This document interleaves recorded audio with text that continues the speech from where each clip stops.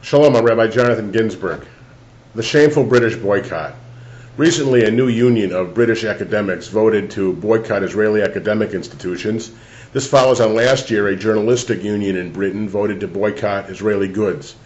The absurdity and upside-downness of this boycott is unbelievable. It's not surprising given that the so-called Human Rights Commission of the United Nations focuses on the one Middle Eastern country that's a democracy and tries to give freedom to all its citizens, Israel. And yet, this is what's happened in Britain.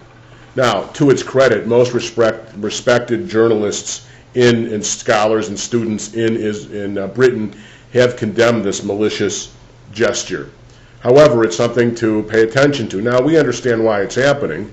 There's massive immigration of Middle Eastern folks to Britain, and what's behind all of these are pushes by Palestinians who want to deflect attention from the daily missiles that Palestinian leaders send into Israel to kill Israeli citizens, and want to deflect attention to the fact there are no human rights in Palestinian territories. There's no freedom. There's constant battling. They failed to take any positive steps to create their own state.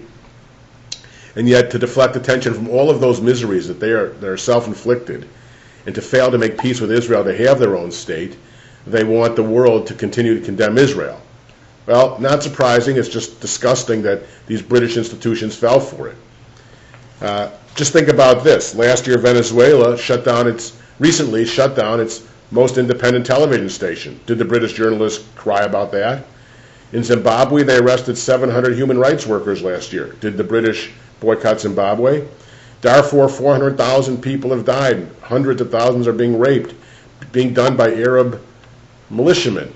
Did the British say anything about that or boycott that? No, it's Israel. Israel faces nearly daily reminders from the president of Iran that he wants to destroy Israel. They face daily missiles from Gaza and last summer from Lebanon.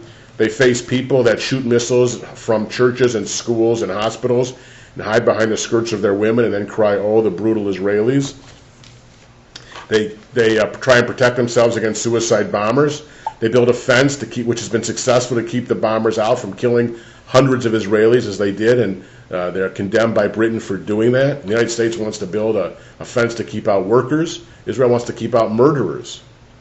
And so the shameful British. As the American Defamation League said in a recent ad in the New York Times, singling out Israel, the only Middle Eastern nation that supports our shared democratic rights and ideas, that's pure anti-Semitism, and it should be known as this. I also highly recommend that you find on YouTube Benjamin Netanyahu's 3-minute response to the British boycott. He's really worth listening to.